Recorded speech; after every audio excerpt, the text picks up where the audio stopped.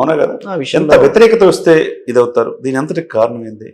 ఇదేమైనా రాజరికమా? నీకు 150 సీట్లు ఇచ్చినప్పుడు ప్రజాస్వామ్యంలో ప్రజల మనసులు గెలవాలి.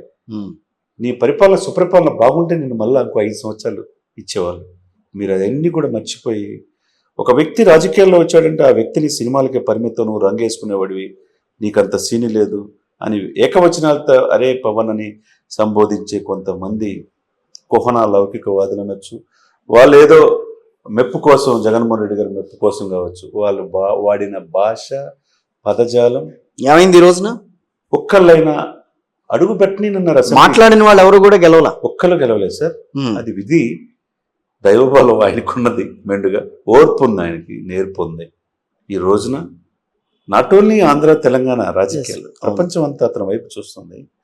ఇక్కడి నుంచి ఎక్కడున్నాడు ఇప్పుడు మోడీ గారితో మన ఇంటర్వ్యూ స్టార్ట్ అయ్యే ముందు మోడీ గారి దగ్గర ఉన్నాడు. కూర్చొని మోడీ గారితో ఒక 9 మంది వేస్తే పార్లమెంట్ లో మొత్తం అన్ని ఎంపీలు ఉంటే, అన్ని రాష్ట్రాల ముఖ్యమంత్రులు ఉంటే, ఉప ముఖ్యమంత్రులు ఉంటే, ఎన్డీఏ సమావేశాలు ఏకగ్రీవంగా మళ్ళా 3వసారి ప్రధాని మోడీ గారిని చేయడానికి ఒక మద్దతు తెలియజేసే ఎన్డీఏలో కీలక పాత్ర పోషిస్తున్నారు. తన నమ్మిన సిద్ధాంతం కోసం అనేక అవమానాలు, అనేక అవరోధాలు. ఎందుకు కలుస్తున్నాడు చంద్రబాబు నాయుడు తానన్నారు. అన్కండిషనల్ గా 55 రోజులు సెంట్రల్ జైల్లో ఉంటే గొప్ప వ్యక్తి, రాజకీయాలు శాసించిన వ్యక్తిని ఎవరు పలకరించడానికి కూడా భయపడే రోజుల్లో కేడర్కు ఒక ఉత్తేజం కలిగించాడు, ఊపిరి పోసాడు పార్టీ. ఈ రోజు తీసుకెళ్లి మోడీ గారి పక్కన కూర్చోబెట్టాడు. ఈ 16 సీట్లే పవన్కి వచ్చిన 2 సీట్లు, ఈ 18 సీట్లే చాలా కీలకమైనవి అక్కడ. అవును కదా? ఉత్తరప్రదేశ్ లో కోల్పోయిన సీట్లు, మిగతా స్టేట్స్ లో కోల్పోయిన సీట్లు, ఉత్తరప్రదేశ్ లో కోల్పోయిన సీట్లే ఈ రోజున ఎన్డీఏకి ఊపిరి పోసినాయి. ఇక్కడ నితీష్ కుమార్ 12, ఇప్పుడు 18 సీట్లు ఇప్పుడు ఊపిరి పోసినాయి. 3వసారి ప్రధానమంత్రిలో ఆంధ్రప్రదేశ్ హస్తం ఉందంటే ఒకవైపు మోడీ గారి పక్కన చంద్రబాబును కూర్చోబెట్టాడు, తను కూర్చున్నాడంటే రాజకీయాలు ఎంత ఆరితేరారో మీకు తెలిసిన అంశమే. మీరన్నట్టు రెండో విషయం భావోద్వేగాలు. ఒక కుటుంబ వ్యవస్థ సార్, వసుదైక కుటుంబం అంటారు. ప్రపంచంలో భారతదేశ సంస్కృతి సంప్రదాయాలు గౌరవిస్తారు, స్త్రీని గౌరవిస్తారు. ఇతర దేశ స్త్రీలు కూడా ఇక్కడికి వచ్చి ఈ సంస్కృతిలో భాగం అవ్వాలని కోరుకుంటారు. అటువంటి గొప్ప సంస్కృతి ఉన్నది. వివాహ వ్యవస్థను మంట కలిపారు. 4 పెళ్లిళ్ళు అంటారు, ప్యాకేజ్ స్టార్ అంటారు, 4 సంవత్సరాలు మార్చారంటారు. ప్రజలు అది చూసారా? రష్యన్ మహిళ, మన దేశం కాని దేశం మహిళ, ఆమెకు కూడా కొన్ని వేల కోట్ల ఆస్తులు ఉన్నాయి. ఆమెను మిమ్మల్ని చూసారా నిన్న సన్నివేశంలో? ఆ వీడియోలో మీరు చూసారా? అవును, వారణాసి తీసుకెళ్లాడు తనతో పాటు. అవును, వారణాసి తీసుకెళ్లాడు. చంద్రబాబు నాయుడు గారు కూడా ఆ కొడుకుని, ఒకవైపు 2 దేశ కుమారుడైన తన కొడుకు కాళ్ళకు దండం పెట్టి ఆశీర్వాదం తీసుకున్నారు. తర్వాత మొన్న వారణాసి వెళ్ళి అయోధ్యలో పక్కనే ఉన్నది. ఇప్పుడు లేదు ఆమె అని అన్నారు. 4వ పిల్లం అన్నారు. 4వ పిల్లం జగన్ అని ప్రజలు అనుకున్నారు, పక్కన పెట్టండి.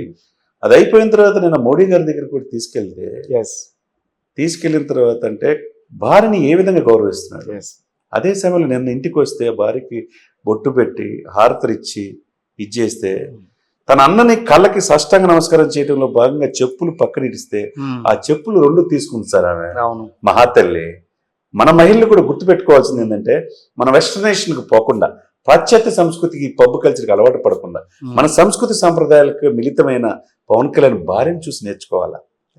తన భర్త చెప్పులు 2 చేతులతో పట్టుకుంది సార్. అది కదండి స్త్రీ అంటే గొప్పతనం. ఇకపోతే రాంగాల్ని సాష్టాంగ నమస్కారం చూడండి. అసలు ఆయన గులాబీలతో స్వాగతం పలికారు. అన్న ఎంత ఆనందం. తండ్రి పాత్ర అన్న పోషించాడు అక్కడ. అన్నలో తండ్రిని చూసుకున్నాడు అతను, సురేఖమ్మలో తల్లిని చూసుకున్నాడు దగ్గరగా తల్లిలాగా. సాష్టాంగ నమస్కారం పెట్టాడు సార్. అతను పెట్టాల్సిన అవసరం ఏం లేదు. చిరంజీవి గారు యాక్చువల్గా అసలు సపోర్ట్ చేయనండి. అతను నన్ను అడగడు, నా తమ్ముడు మంచి పొజిషన్ రావాలని విషయం చెప్పాడు తప్పితే పార్టీకి ప్రచారం చేయాల, ఎవరు చేయాల, ఎవరిని అడగడు కూడా. కానీ నిన్న ఆ సీన్ అంతా చూసిన తర్వాత అనిపించింది, కుటుంబ వ్యవస్థ గురించి మనం ఈ రోజున బాధపడుతున్నాము, చిన్నాభిన్నం అయిపోతున్నాయి కుటుంబాలని చెప్పి బాధపడుతున్నాం. సో అసలు ఆ 3 అన్నదమ్ములు పైకి ఏ రకంగా కనిపించినా అసలు మనుషుల్లో ఏ రకమైన ఆప్యాయతలు, అనురాగాలు కనిపించినాయి అనేది అయితే అక్కడ. ఇప్పుడు ఈ మధ్యకాలం చాలా మంది కామెంట్ చెప్తారు, ఒక దశాబ్దం తర్వాత ఒక కుటుంబ వ్యవస్థకి జీవం పోశారు. నిన్న ఆ సంఘటన చూస్తే ప్రతి ఒక్కరి కళ్ళమట, మీరు నీతో మాట్లాడుతున్నా నా కళ్ళల్లో అంత తేలిక నీళ్ళు రావు. అంటే కుటుంబం ఇంత అవరోధాలు. తన తల్లిని, తన భార్యని, తన బిడ్డలను కూడా రేపు చేస్తానని పరిస్థితిలో ఒక పోసాని, ఒక కేశిని, అది కొడాలి నాని, ఒక అంబటి రాంబాబు, ఒక రోజా, ఒక గుడివార అమర్నాథ్, ఒక పేరి నాని, ఇంతమంది, జోగి రమేష్, అరే అని సంబోధించారు అతన్ని, ఎక్కడ తొనకల బెనకల. ఈ రోజు అతని ప్రపంచం అతను చూస్తుంది. ఏ మీడియా అయితే ఫ్రంట్ లైన్ మీడియా అని చెప్పుకునే ప్రముఖ ఛానల్స్ కూడా పవన్ కళ్యాణ్ అసలు రాజకీయాలు పనికిరాడన్న వాళ్ళు కూడా real star, man of the match, man of the serious, game changer అవును అని చెప్పి అంటున్నారు. నేషనల్ మీడియా గుర్తించిన తర్వాత ఇప్పుడు తప్పనిసరి అన్ని పరిస్థితి ఛానల్ వేసుకుంటున్నాయంటే ఈ రోజు ఆ వ్యక్తి ఎదిగిన తీరు. తను ఒకనొక సమయంలో ఇంటర్ చదివింది, కానీ ప్రపంచాన్ని చదివాడు సార్. ఈ ప్రపంచం తన హెరాస్మెంట్, మహిళల పట్ల ఈ దురాగతులు ఇవన్నీ చూశాడు. చూసిన తర్వాత వద్దు నాకు నక్సల్స్ వెళ్ళిపోదాం అనుకున్నాడంట అతను, ఆనంద్ సాయి. అవును, గతంలో కూడా మనం డిస్కషన్ చేసుకున్నాం. ఆనంద్ సాయి ఇప్పుడు ఎక్కడ యాదాద్రికి రూపశిల్పి అయ్యాడు. అవును, ఇప్పుడు ఇతను ఎక్కడ అయ్యాడు, దేశ స్థాయిలో. అప్పుడు తన ఈ పరిస్థితి నాకు వద్దని చెప్పి వాళ్ళ అన్న ఫెస్టివల్ లైసెన్స్